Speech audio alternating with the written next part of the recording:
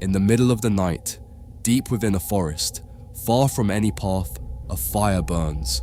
Around the fire, a group of women dances. They are naked, and their bodies move to the rhythm of a music that seems to come from somewhere else.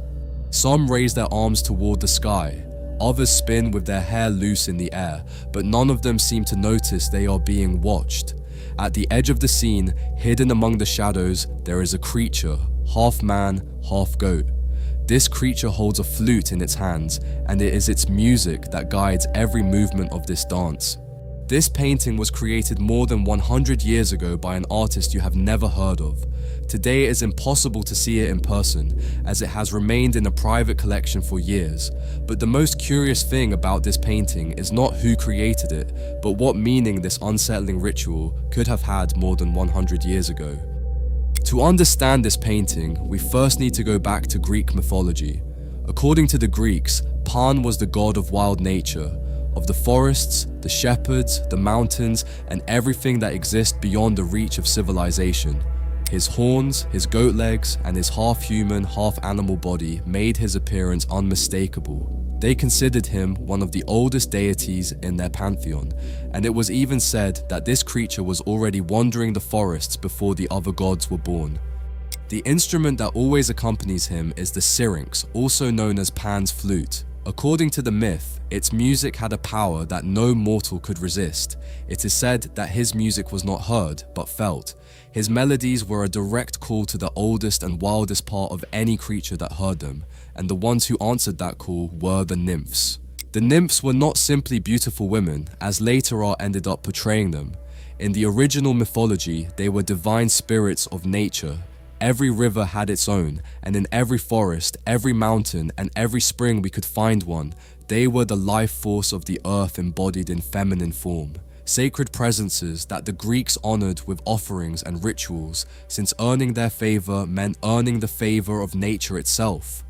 Now, art history is full of nymphs. We could find thousands of paintings spread across museums all over the world, but here is something worth saying openly.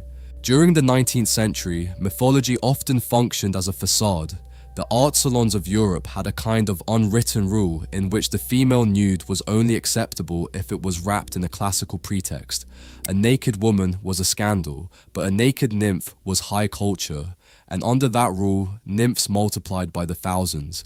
The artists of this era turned these creatures into the perfect vehicle for producing sensual images while avoiding criticism of their paintings. That is why, when we look at this work, we can see it is completely different from the rest. It does not follow that tradition at all. None of these women are looking at us. None of them are posing. Some even have their backs turned to us completely. These women are completely absorbed in their dance, as if we did not exist. And there is no erotic connotation here beyond the esoteric and the spiritual. Something worth keeping in mind is that this work was painted around 1920.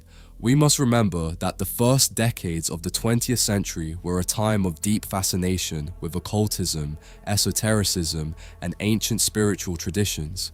While science and industry were transforming the world at a speed never seen before, part of Western society began to look backward, toward the ancient. Secret societies dedicated to the study of magic and mysticism flourished in Europe and the United States.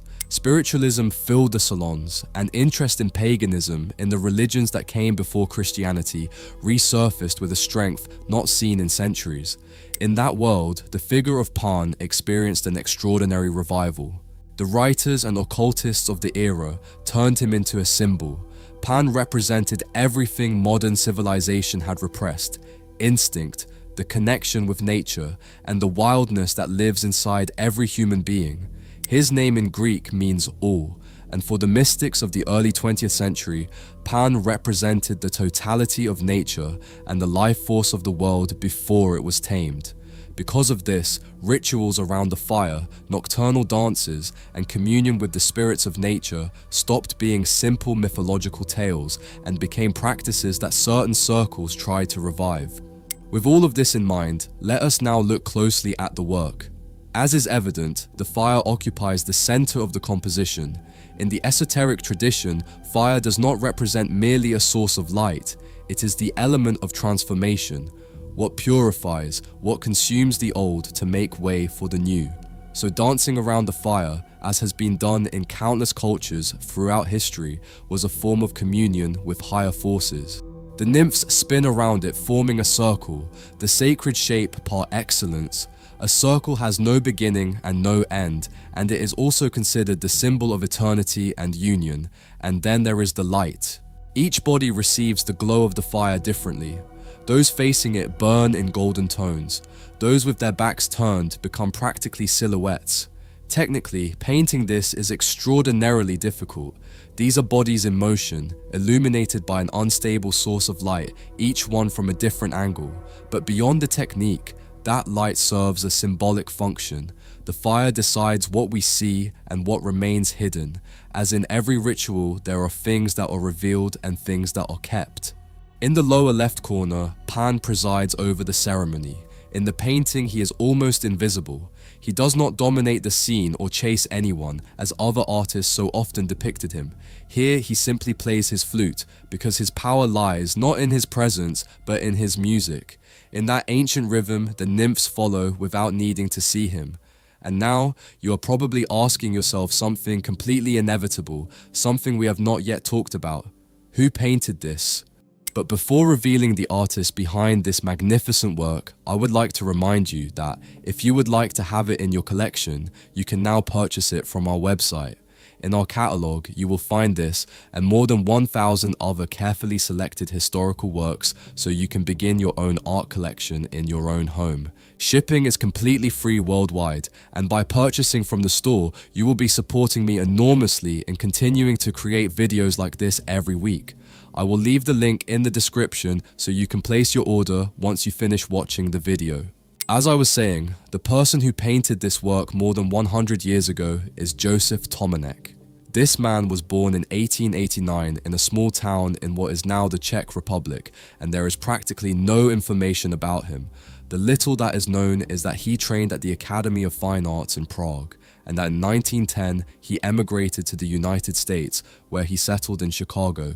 It is also known that Tomanek was a follower of William Adolphe Bouguereau, the great French academic master we have already analysed on this channel, from whom he inherited an absolute command of anatomy and that almost supernatural ability to paint human skin. But while Bouguereau painted his nymphs in broad daylight, filled with sensuality, Tomanek took his into the darkness of the forest, illuminated only by fire. Tomanek is an artist who never achieved the fame of the great masters. He spent most of his career in Chicago painting for private collectors, and unfortunately, this work follows that same fate. Today it remains in a private collection, far from the public, and it will probably stay that way for the rest of history. This is a painting that very few people have been able to see in person, and that sadly, we may never get to see in person either, which makes the fact of being able to contemplate it today, even through a screen, almost a privilege. Thank you so much for watching the video until the end. I would love for you to leave me in the comments what feeling this painting gives you and whether you had seen it before. As always, thank you to everyone who supports the channel by leaving a like and a comment, and I will see you in the next video.